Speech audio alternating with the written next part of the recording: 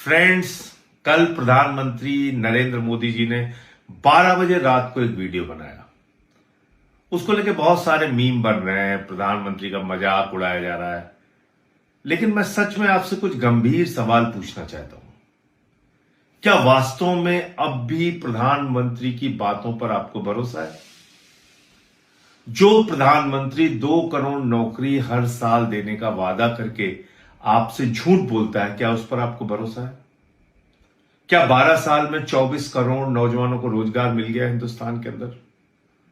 अग्निवीर योजना लाके भारत की सेना को 4 साल की नौकरी में तब्दील करने वाले प्रधानमंत्री पर क्या अब भी आपको भरोसा है? एक पेड़ मां के नाम कह के लाखों पेड़ अडानी के नाम करने वाले व्यक्ति पर क्या अब भी आपको भरोसा है? हिंदुस्तान के चंद पूंजीपतियों का लाखों करोड़ रुपए माफ करने वाला और नौजवानों पे लाठी बरसाने वाले प्रधानमंत्री पे क्या वास्तव में आपको भरोसा है? मैं आपसे पूछना चाहता हूं, 93 पेपर लीक से हिंदुस्तान के करोड़ों नौजवानों का भविष्य बर्बाद हुआ और प्रधानमंत्री इस पर खामोश रहे। क्या अब भी प्रधानमंत्री पर आपको भरोसा है? क्या अब भी प्रधानमंत्री पर आपको भरोसा है? क्योंकि 2024 में जब नीट का पेपर लीक हुआ था, प्रधानमंत्री ने संसद में भरोसा दिलाया था कि उनके पास मजबूत कानून है कार्रवाई करने के लिए। लेकिन आपको मालूम है, सीबीआई ने 90 दिन तक चार्जशीट दाखिल नहीं की और सारे के सारे आरोपियों को जमानत मिल गई 2024 के नीट पेपर लीक के मामले में। और कल उसका मुख्य आरोपी संजीव मुखिया पूरी तरीके से बरी हो गया, क्योंकि सीबीआई उसके खिलाफ कोई सबूत इकट्ठा नहीं कर पाई। कितना धोखा इस देश को प्रधानमंत्री ने दिया है। अगर आप याद करेंगे, सोचेंगे, तो आपको रात की नींद नहीं आएगी।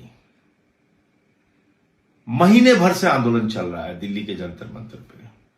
उनके दफ्तर से 3 किलोमीटर की दूरी पे आंदोलन चल रहा है। देश का करोड़ों नौजवान आंदोलित है, सड़कों पे है, प्रधानमंत्री से फरियाद कर रहा है, शिक्षा मंत्री का इस्तीफा ले लो, कुछ तो जवाबदेही तय करो।